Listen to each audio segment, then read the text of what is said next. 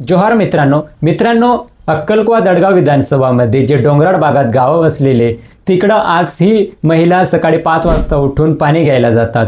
म्हणजे अशी बिकट कंडिशनमध्ये आजच्या काळात ही आपली आदिवासी महिला राहत आहे. आणि आपण शाळेची गोष्ट बघितली किंवा दवाखान्याची हालत बघितली तर बदतर हालत झालेली आहे आणि रोडची कंडिशन तर पूर्ण खराब आहे. म्हणजे आजच्या काळात अशी कंडिशनमध्ये आपण राहतोय. मूलभूत सुविधाही तिकडे उपलब्ध नाही आहे. आणि दुसरीकडे आपले विधानसभाचे माननीय आमदार आमशादादा पाडवी काय करताय, मोबाईल प्रमोशनमध्ये बिझी आहे, रील्स बनवण्यामध्ये बिझी आहे, डान्स करताय. म्हणजे अशा कंडिशनमध्ये आपले लोक राहत आहे आणि हे आमदार लोक, प्रतिनिधी लोक, अशी परिस्थितीमध्ये ते रील्स बनवण्यासाठी त्यांना आपण आमदार निवडून आणलं होतं का त्यांना डान्स करण्यासाठी आपण त्यांना आमदार बनवून आणलं होतं?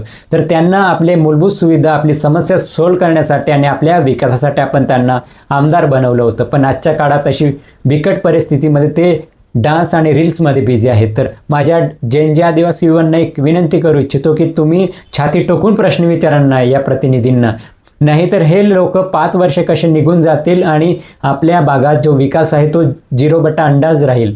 म्हणून मी तुम्हा सर्वांना एक रिक्वेस्ट करतो की तुम्ही प्रश्न विचारा आणि सर्वेकडे कुठेही जर असे रोड्स असतील किंवा अशी बिकट परिस्थिती असेल तिकडं जाऊन तिकडच्या प्रतिनिधींना प्रश्न विचारा, छातीवर चढून प्रश्न विचारा लागल्यास तुम्ही, नाहीतर हेच लोक तुम्हाला 5 वर्ष निघून जातील.